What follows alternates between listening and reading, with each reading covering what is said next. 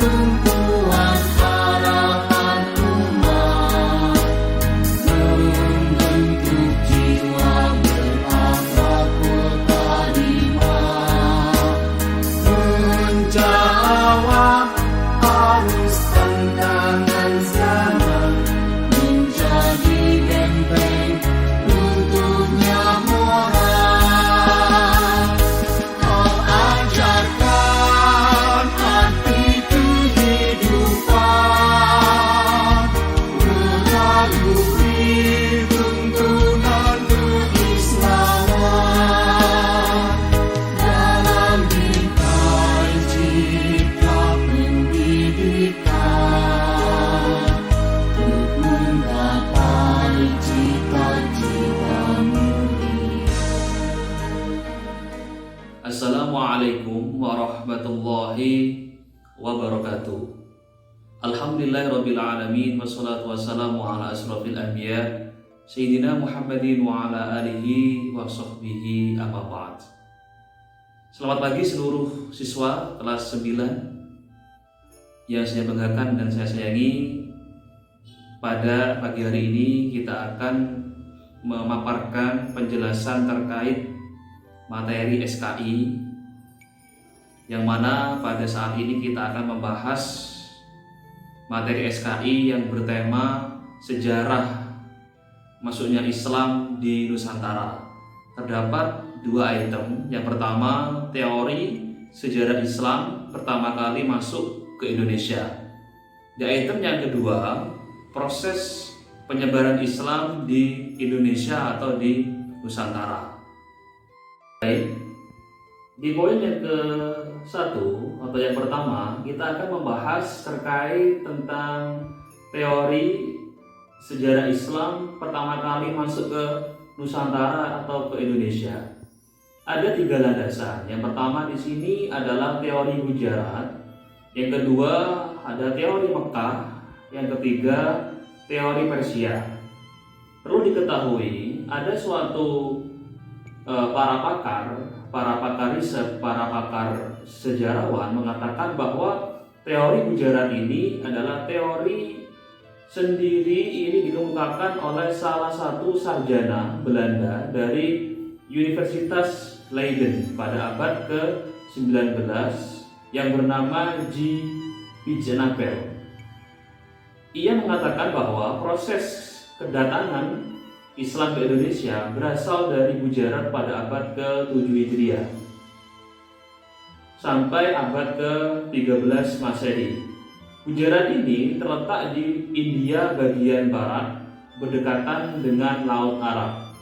Bahwa dikatakan dalam berbagai literatur bahwa Gujarat ke Nusantara itu dengan adanya suatu visi, yang pertama untuk berdagang, yang kedua adalah untuk menyebarkan agama Islam.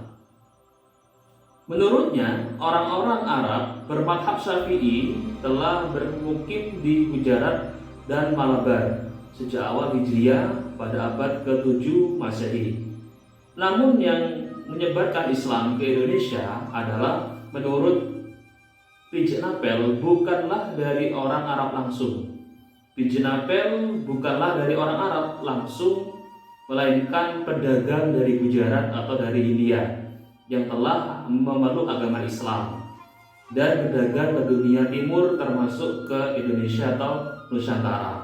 Sehingga di sini yang melatar belakangi orang-orang Gujarat masuk ke Nusantara atau ke Indonesia, yang pertama itu berdagang, yang kedua menyebarkan atau bersyiar agama Islam dengan berbagai pendekatan yang orang-orang Nusantara laksanakan, sehingga di sini mudah untuk dipahami, sehingga Islam mudah untuk diterima.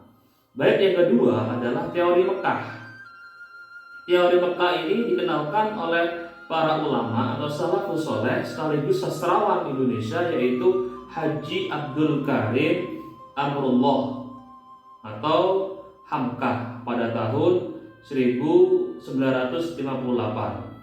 Ia mengatakan bahwa proses masuknya Islam ke Nusantara itu langsung dari Mekah atau Arab. Proses ini berlangsung pada abad Hijriyah atau abad pertama Hijriyah atau abad ke-7 Masehi. Bahwa di sini orang-orang Mekah atau orang-orang Arab itu adalah membawa suatu visi yakni menyebarkan agama Islam dengan cara pendekatan dengan orang-orang Nusantara. Atau dikatakan Islam dalam suatu kajian atau tafsiran Al-Quran, Islam adalah agama rahmatan lil alamin, sehingga mudah untuk diterima, mudah untuk dicerna dari semua kalangan umat manusia, khususnya di Nusantara atau di Indonesia. Dan pendapatnya juga ia sampaikan pada saat orasi Disnataris Perguruan Tinggi Islam di negeri PTIN di Yogyakarta. Ia menolak seluruh anggapan para sarjana Barat yang mengatakan bahwa Islam datang ke Indonesia tidak langsung dari Arab, bahkan argumentasinya yang dijadikan bahan rujukan Hamka yang sumber lokal Indonesia dan sumber Arab. Sehingga di sini para wali songo, pendekatan dengan para wali songo datang ke Indonesia dari Mekah, dari Persia, ini adalah sungguh-sungguh yang diutus oleh Raja Persia untuk menyebarkan agama Islam di Nusantara dengan pendekatan orang Nusantara, yakni dengan berbagai macam tradisi, budaya, kesenian. Dan nanti ini yang akan disampaikan pada pertemuan yang berikutnya.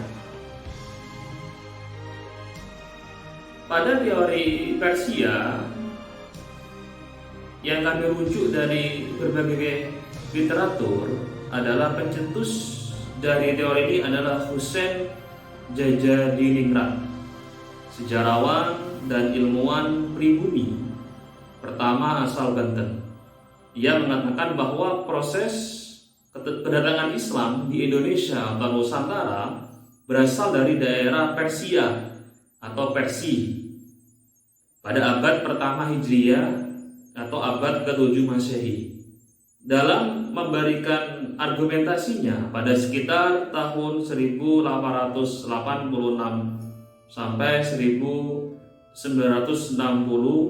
Husain lebih menitik beratkan analisisnya pada kesamaan budaya dan tradisi yang berkembang antara masyarakat Persia dan Indonesia. Saya ulangi lagi bahwa pendekatan yang dilakukan oleh para ulama, oleh para wali songo dengan pendekatan budaya, tradisi, dan kesenian. Kenapa? Memang orang-orang Nusantara itu senang terhadap tradisi dan kesenian.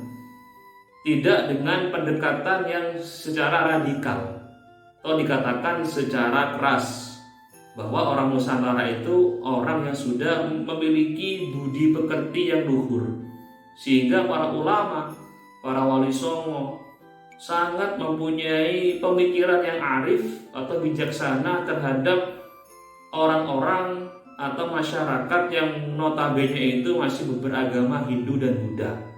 Justru itu orang-orang sangat mudah untuk masuk agama Islam, sehingga Islam diterima dengan baik.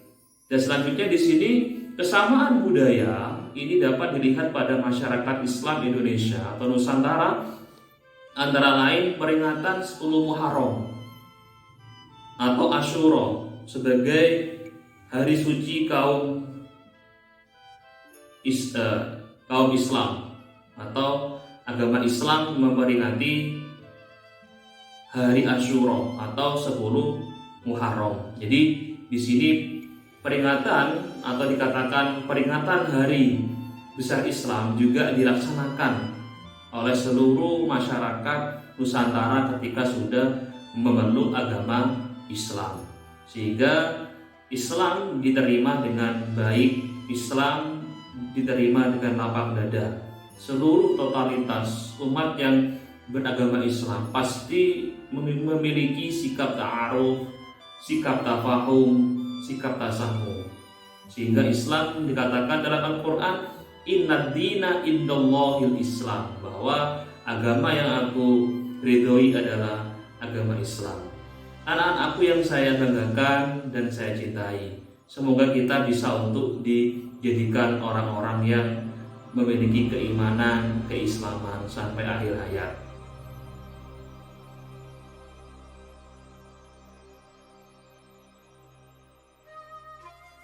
Poin yang kedua dengan tema proses penyebaran Islam di Nusantara atau di Indonesia. Anak-anakku yang saya banggakan dan saya cintai, bahwa di sini ada proses penyebaran Islam di Nusantara atau di Indonesia dengan berbagai lini pendekatan, lini trik, lini metode, lini strategi. Kenapa? Kalau tanpa pendekatan strategi yang baik, bahwa Islam tidak akan diterima dengan baik. Yang pertama di sini yang perlu saya paparkan adalah terkait proses melalui perdagangan. Yang tadi Pak Arif sampaikan bahwa pendekatan yang awal mulanya ini dengan pendekatan proses melalui perdagangan. Proses penyebaran agama Islam dilakukan oleh pedagang muslim yang menetap di kota-kota pelabuhan untuk membentuk perkampungan muslim. Nah, di sini akan terjadi interaksi antara orang Nusantara Indonesia dengan orang-orang muslim baik dari Gujarat, dari Persia, dari Mekah, saling berinteraksi. Contoh, saling membeli, jual beli barang sambil mensyiarkan agama Islam. Yang kedua di sini adalah proses melalui proses perkawinan. Jadi dinikahkan anaknya seorang pedagang dengan anaknya orang pribumi atau Nusantara, dijodohkan. Dari sini proses penyebaran Islam dilakukan dengan cara seseorang yang telah menganut Islam menikahkan dengan seorang yang belum menganut agama Islam, sehingga akhirnya pasangan itu ikut menganut agama Islam. Nah, saling dijodohkan. Yang laki-lakinya muslim, semisal yang perempuannya non muslim, nanti dijodohkan ikut beragama Islam. Yang ketiga adalah proses dakwah. Proses yang melalui tahapan dakwah atau bersyiar, memang ini sungguh-sungguh dalam hati, dalam pikiran untuk berdakwah di jalan Allah Subhanahu wa Ta'ala. Proses penyebaran Islam dengan cara berdakwah, memberi penerangan, memberikan cahaya terhadap seluruh manusia atau umat manusia, khususnya di Nusantara atau di Indonesia itu dengan cara yang arif, dengan cara yang bijaksana, seperti yang dicontohkan oleh para wali songo, dicontohkan oleh para ulama atau salafus soleh yang lainnya. Ini dasar kita sebagai umat beragama Islam. Kita tidak henti-hentinya untuk berdakwah atau mensyiarkan agama Islam. Yang keempat di sini proses dengan pendidikan. Tidak lain halnya kita di Madrasah MTSN 10 Jember untuk mendidik anak-anak dengan baik, biar mempunyai potensi keimanan, potensi keilmuan, potensi sains atau pengetahuan atau intelektual yang tinggi. Kita ajarkan berbagai ilmu, baik ilmu agama maupun ilmu pengetahuan. Kembali kepada proses penyebaran dengan pendidikan, bahwa didirikan pesantren atau madrasah yang diajarkan di situ ilmu-ilmu Allah agar umat manusia yang belum atau tidak beragama Islam sehingga bisa untuk memeluk agama Islam dengan baik. Yang nomor 5 di sini proses melalui pendekatan budaya, seni budaya. Ini yang paling dilakukan oleh para wali songo, oleh para ulama, para salafus soleh. Agar apa? Pendekatan ini akan dilakukan lebih mudah dengan mendekati seluruh sifat-sifat atau karakter yang dimiliki oleh orang Nusantara yang senang dengan kesenian. Yang keenam adalah proses melalui tasawuf atau sufi. Penyebaran Islam dilakukan agar menyesuaikan pola pikir masyarakat yang masih berorientasi pada ajaran agama Hindu dan Buddha, sehingga dengan pendekatan tasawuf atau sufi ini bisa menembus totalitas hati dan pikiran manusia atau makhluk yang tidak beragama Islam. Baik, dari sini ini yang saya sampaikan untuk materi kelas 9. Nanti Pak Arif akan menyampaikan di tema yang ketiga yang akan disampaikan pada pertemuan yang berikutnya. Demikian yang saya sampaikan. Apabila ada kelebihan, itulah kami sebagai manusia biasa. Dan saya akhiri usikum fi taqwallah. Wassalamualaikum warahmatullahi wabarakatuh.